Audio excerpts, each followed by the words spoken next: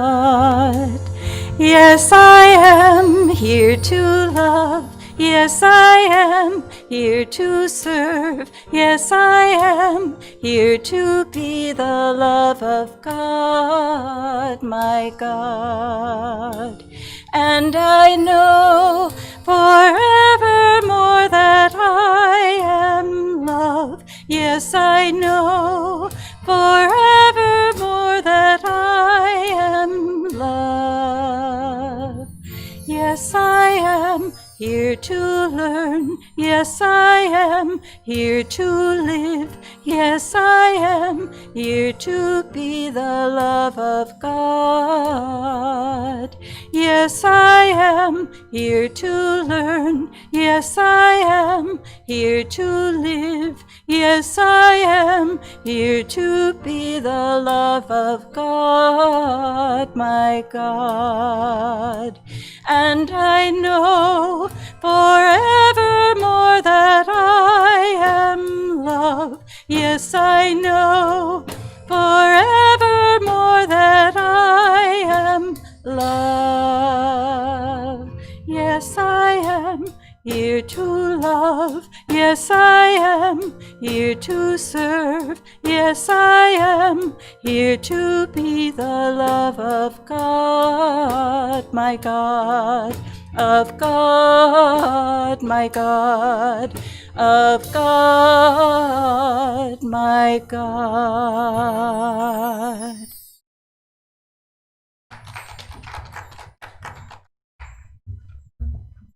Thank you, Margaret.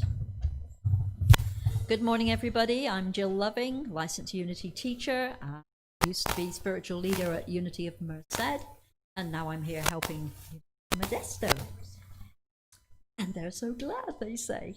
Pretty good, and I'm something. Okay, let's start with the Lord's Prayer.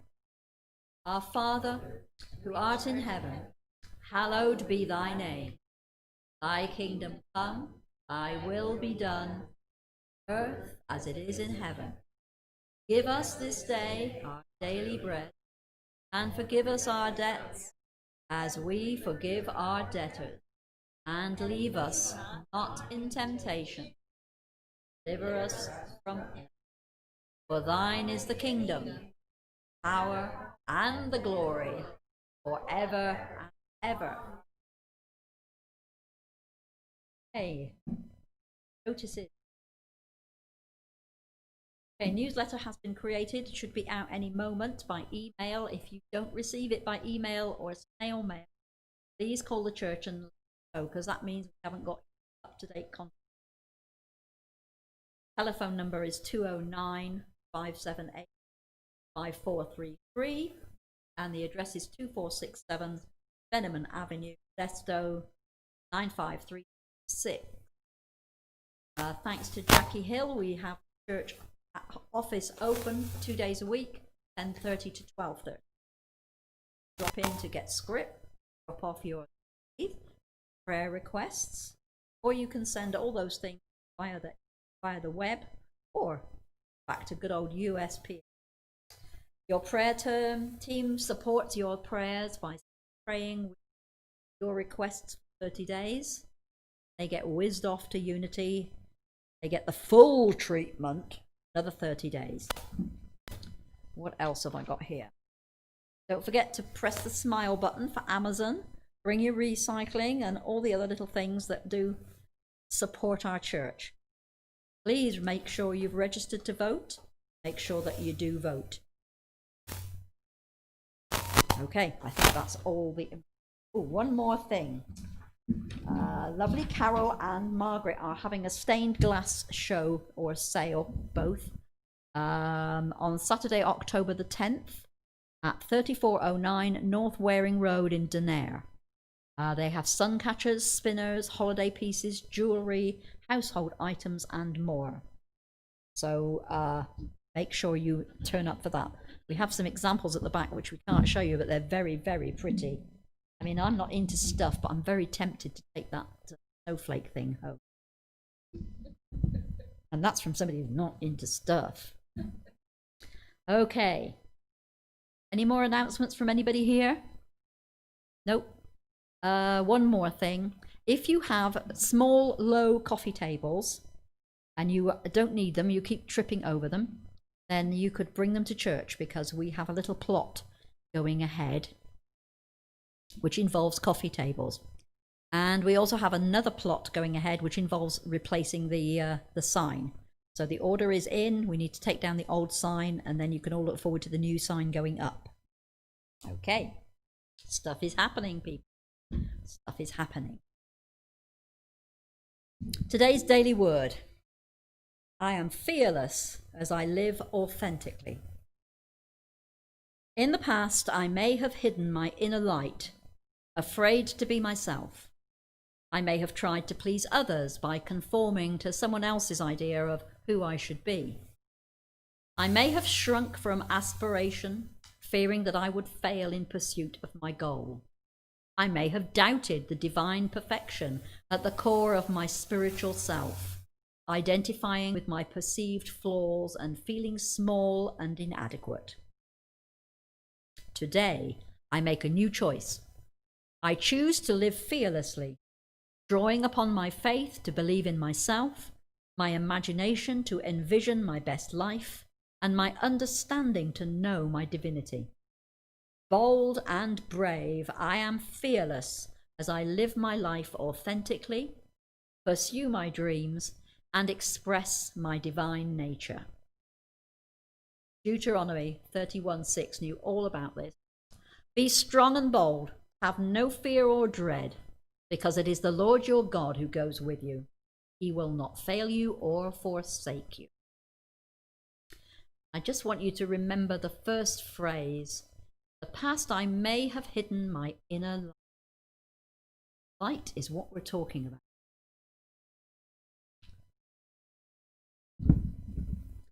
Okay, our prayer box is here. Hold in our hearts all those in need of prayer. There are many at this point. Hold in our hearts all those who are suffering from COVID, and we wish them a speedy recovery, whatever that may look like. We also hold in our hearts all those who are affected by the death of someone, COVID-19. Behind the numbers of deaths, there's also a number of families. Let us hold those in our hearts, along with all the other prayers that are floating around. We will catch them in our prayer net, hold them to our hearts, and send them on there.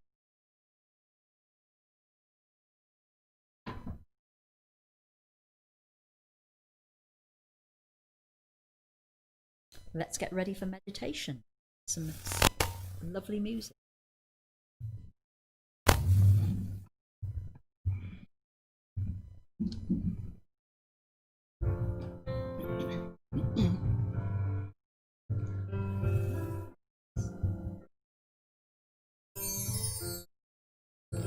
You are the face of God. I hold you in my heart. You are a part of me. You are the face of God. You are the face of God. I hold you in my heart. You are a part of me. You are the face of God. You are the face of love. I hold you in my heart. You are my family. You are the face of God. You are the face of God. I hold you in my heart. You are a part of me. You are the face of God. You are a part of me. You are the face of God.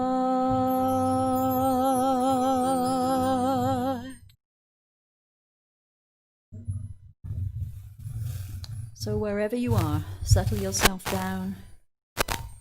Put aside anything in your hand that may be distracting you. And a little harder, put away anything in your mind that may be distracting you. Sink into wherever you are seated, feet firmly on the ground. Taking a deep breath in.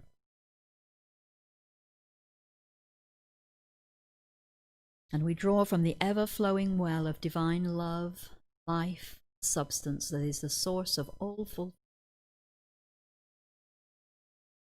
We bring to this prayer time and meditation any human need on our mind and every person in our heart. We pray in concert with silent unity for ourselves and all who are seeking spiritual reassurance. Today we're going to focus on healing. Divine love's healing and harmonizing power flows through me, within me, and from me.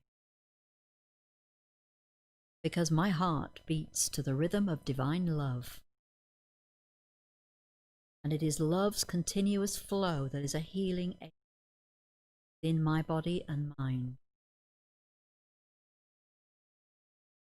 My thoughts heal and harmonize, fortifying me to be a presence of love in the world. For only in love can we heal and harmonize our own sense of self and our relationships with.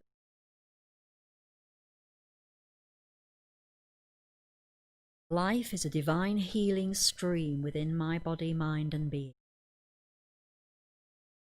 Divine life is a river that can never run dry, an eternal stream of well-being in which we are all whole.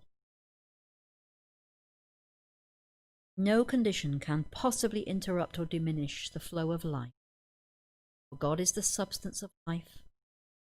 I am thankful for and celebrate the fullness of life. Silent.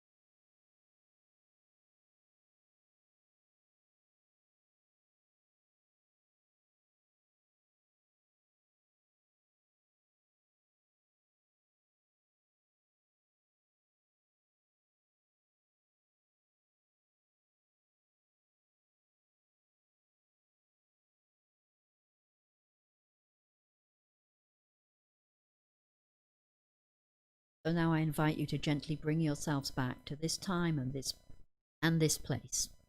Have a little wriggle so that you know that your body is back where it belongs as well as your mind. There we go. And we are going to explore faces of light, vibration and guidance.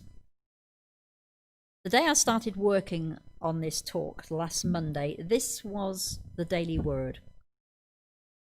When searching for a new idea or way to express myself, I begin by turning within to spirit. In the silence of prayer, my mind expands and opens to new means of expression. I am grateful for the capacity to develop an idea and express it. Now, when your day starts like that and the first thing on your today list is write talk, you know that it's all going to go really well, don't you? Corinthians, now we have received not the spirit of the world, but the spirit that is from God, so that we may understand the gifts bestowed on us by God. So rest assured, I do not write these, they write themselves. I'm continuing with Neil Douglas Clott's book, The Hidden Gospel, And this is what Matthew Fox says about this book on the blurb at the back. By honouring the people of Jesus' land and their poetic language, it brings a needed and playful balance to the historical Jesus movement.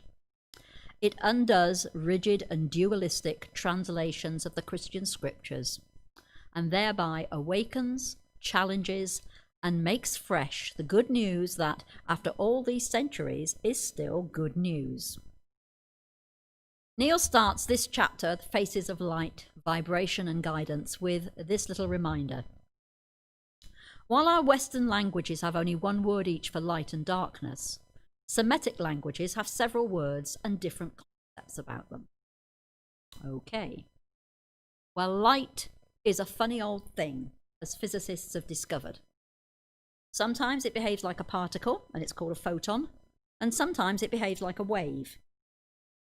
If you're into mysteries, then try Lynn McTaggart's book, The Field, and she'll tell you all about a physicist called Fritz Albert Popp. Interesting name. How can you take anybody seriously? Popp. Poor man. Back in the 1970s, he was pretty sure that he'd found a cure for cancer. In his presentation, as well as his paper, Popp's science was unassailable, save for one detail. It assumed that a weak light of 380 nanometers was somehow being produced in the body. To the cancer researchers, this one detail was some kind of joke. Now, don't you think that if there was light in the body that someone would have discovered it by now? Only a single researcher, a photochemist, big clue there, from the Madame Curie Institute working on the carcinogenic activity of molecules, was convinced that Popp was right. She invited Popp to work with her in Paris, but sadly she herself died of cancer before he could join her. The cancer researchers challenged Popp to come up with evidence that he was ready with a counter-challenge. If you can help me build the right equipment, he said, then I'll show you where the light was coming from. Not long after, he was approached by a student who asked Popp to supervise the work for his PhD. Sure, said Popp. You can show there's light in the body. Ruth thought that was a ridiculous question. Of course there isn't light in the body. Okay, said Popp. Show me some evidence that there isn't light, and you still get your PhD. Well, then there's pages and pages more of really interesting research, which I'm not going to read to you. We'll jump right to the conclusion, which is probably here. The more he tested, the more he discovered that all living things, from the most basic of plants or animals to human beings in all their sophisticated complexity, emitted a permanent current of photons from only a few to 100.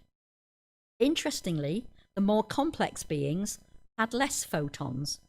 And there's a lot more of this that I don't always get, because it's quite complicated. But Popp came to realise that light in the body might even hold the key to health and illness. He went on to use the photoemissions as a tool for measuring the quality of food, finding that the healthiest food had the lowest, most coherent intensity of light. Any disturbance of the system would increase the production of light. Health was a state of perfect subatomic communication, and ill health was a state where communication breaks down. We're ill when our waves are out of sync. Doesn't it just feel like that? He thought that the electromagnetic molecular signaling might explain acupuncture. According to the theory of traditional Chinese medicine, the human body has a meridian system running deep in the tissue, through which flows an invisible energy, which the Chinese term, I think you say qi, or life force. The qi enters the body through the acupuncture points and flows to your deeper organs. The same idea in Tai Chi, that you get yourself balanced, get all your energy back where it belongs.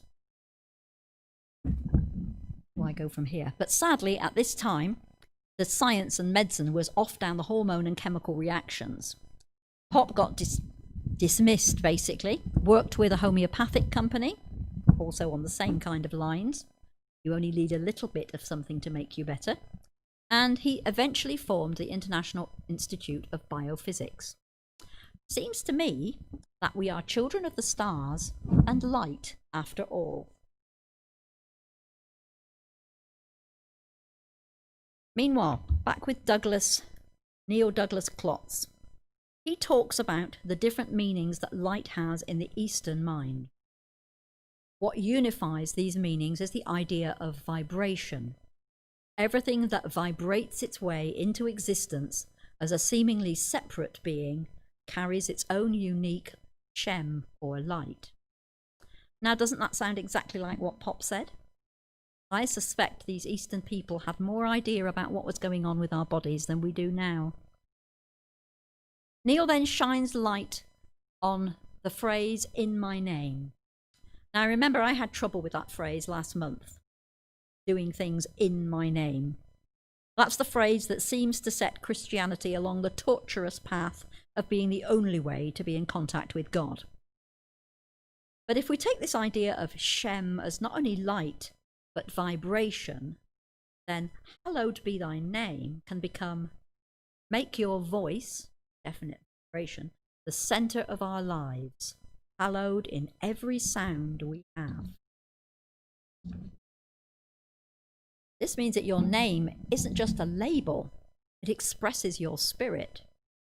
And there are many examples of how names changed in the Old Testament when the character became enlightened or received the breath of God. Abraham, Sarah, all had their names extra aspirants added once they were in touch with God.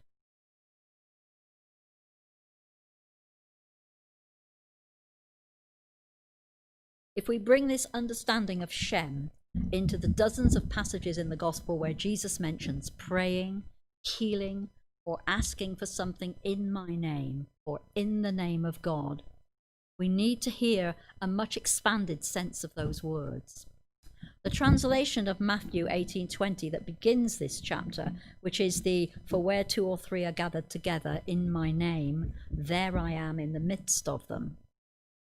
Keeping in mind that the preposition in can also mean within, along with, among, or from within. So in my name could also mean with my atmosphere, from within my experience, in rhythm with my sound, with my sense of illumination. That's very different from in my, with the light of my essence. No doubt the use of Jesus' name in Christian prayers conveys to the devotees a vibrational sense of his being. The name Yeshua itself, from which the Greek English Jesus is derived, means the one nameless being, Yah, saves or restores, Chua. This name affirms a reality greater than the individual person of Jesus, yet also includes his particular presence.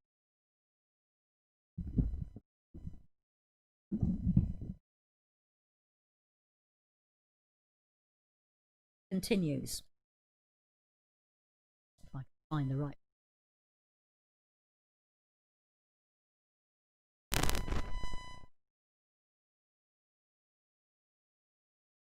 Yes, I can. 2 statements in the Gospel of Thomas also seem to point to this practice. The first emphasizes the value of the teacher. Look upon the living as long as you live, so that you will not die, seeking to see him and be unable to see. The second emphasizes the value of the presence of the teacher as a door to an experience that transcends personal presence. I give you what the eye has not seen, the ear has not heard, and what hand has not touched, and what has not arisen in. I think that's a wonderful description of it. I will give you what eye has not seen, what ear has not heard, what hand has not touched, and what has not arisen in. He goes on to explore the remainder of this chapter from Luke, which is just a tad more. Oh, sorry, I'm getting really confused here. Okay, from the darkness shines. Now there's a nice contradiction in terms, very Eastern idea. that darkness shines. He wants to emphasize that the Shem light includes all vibration, from the slowest to the fastest, from the most dense waves to the most expanded. So it includes what we normally call darkness and what physicists now call dark matter, the stuff that actually makes up most of what we know as the universe. The notion of darkness shining is a paradox in Western thought, but not in Middle Eastern. It finds another expression in the Hebrew word kavod, which is usually translated glory, but can also mean weight or esteem. So let's just breathe into those ideas, foreign to us, and find a little peace within. Relax into the sensation of your breathing. Place one hand lightly over your chest and feel the rise and fall of the breath there. Notice whether you can feel any sensation of heartbeat. Behind that, other vibration. Your stomach may howl. Feel your skin. Or be aware of the breath as it enters your nose and throat. Find all these subtle pulsation, slow pulsation of fluid up and down the spine, bathes the brain in moisture. Regard any of these sensations as distraction from meditation. Instead, regard them as expressions of shape.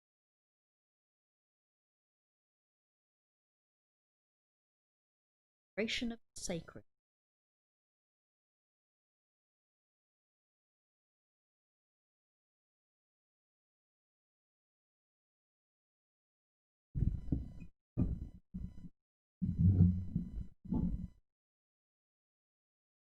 Right, now he goes on to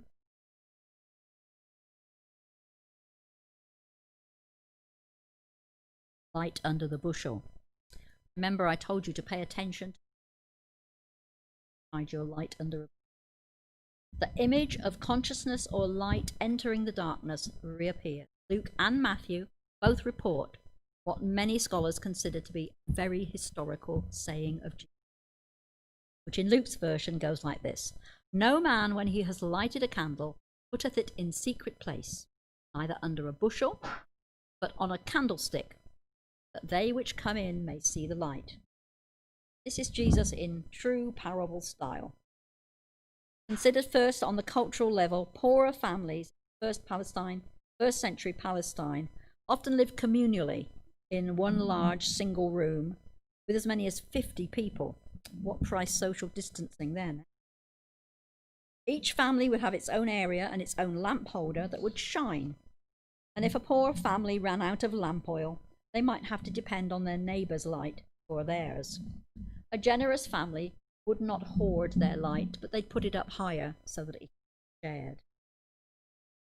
So we have a parable about being generous not only with the physical light, but also with intellectual and spiritual light. If you receive a vision that illuminates circumstances, you naturally share it.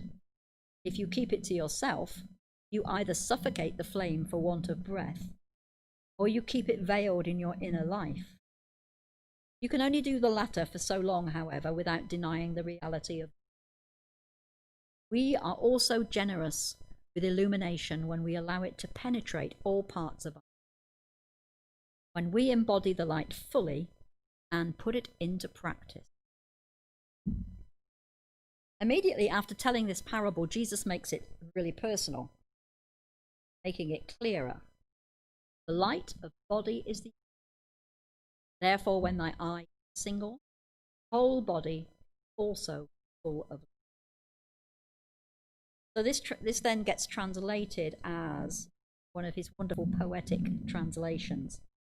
The degree of your illumination, your understanding of all that is, shines through your eyes, your face, and all you do. Now, anyone who is a teacher knows exactly what that means. You know exactly when the kid has got whatever it was you were talking in English, you say the penny drops. See it. When your expression is straight and expansive without holding back, like light through a clear lens, then everything you embody shows the same flash of helped create the world. In other words, without being illuminated by the light of intelligence, the body is just flesh, a corpse. And more specifically, Jesus' listeners showed by the light in their eyes the degree to which they consciously understood his teaching. Now, this part from Luke gets a bit sort of serious. But when thy eye is evil, the body is also full of darkness. Okay? Well, Neil reminds us that evil can also mean unripe. That softens it somewhat to your eye not being ripe or at the right time. He also suggests that an obscured gaze showing a lesson not fully understood. Aha, that's another one that teachers know. Look. Yeah.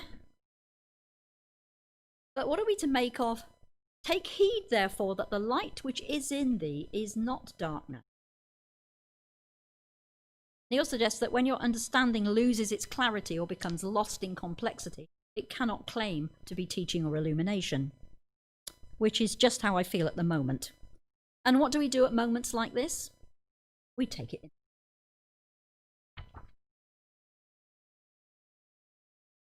If light comes fully into darkness, if illumination reaches the depths of your flesh and soul, then vibrating, swirling obscurity marries radiant, straightforward clarity. Let there be light becomes your experience. For a candle to give illumination, every part of it must participate. The dark of the wick, light of the flame, and the aura of the heat. So close your eyes and imagine a flame right there in front of you. A candle flame. Because then you can see clearly all three parts of it. You can see the substance and the wick that burns, the visible light, and the shimmering wave of heat around the flame. Visualize the three parts inside of you. Each supports the others in order to allow the light of your being to use the sensation of breath to acknowledge the parts of your being that feel the most expansive. Carry your clearest sense of guidance. Use the sensation of breath to acknowledge those deepest inside which feel the most compressed, chaotic and unresponsive. Hold in your awareness feeling of the whole rather than just its. Acknowledge and give thanks for the way that both the dark and light aspects of your being have brought you to this place in life. Affirm the possibility of marriage, darkness, and light.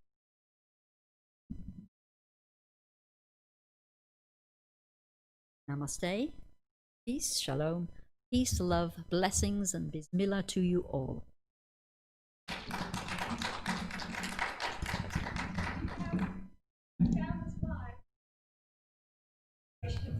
Oh, yay! We'll have an affirmation right now then. Absolutely. Okay, ready? You can all join in with this one. I am in concert with divine order, trusting my way into all that comes next. Couldn't be better, really, could it?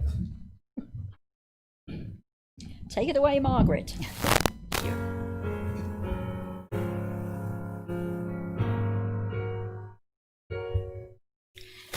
You are the light of the world. Yes, you are the light of the world. Don't hide your light, but but let it shine clear and bright, for you are the light, light of the world.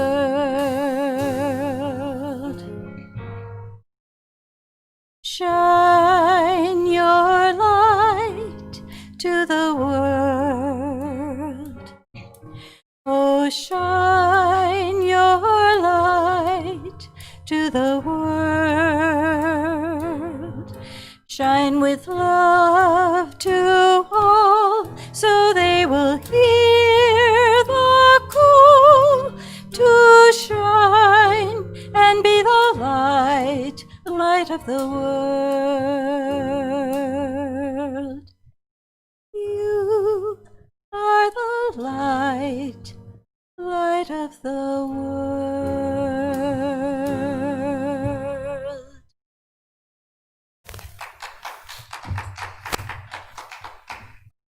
And that is the truth. We are the light of the world. Time for our offering. Offering of our prayers and our tithes and our gifts, and them in your hand. And we say, divine love, through me, blesses and multiplies all that I am, all that I have, all that I give, and all that I receive, and I am grateful. So remember to send in your tithes and your blessings and your offerings and your prayers and everything that you want healed and made whole. And on to the peace song. Yay! Let there be peace on earth, and let it begin with me. Let there be peace on earth, the peace that was meant to be. With God as creator, family all are we. Let us walk with each other in perfect harmony. Let peace begin with me. Let this be the moment now. With every step I take, let this be my joyous vow. To take each moment and live each moment in peace eternally. Let there be peace on earth, and let it begin with me. And we go out knowing that the The light of God surrounds us, the love of God enfolds us, the power of God protects us, and the presence of God watches over us. Wherever we are, God is, and all is well. Yay, God. Next week, next time, same time.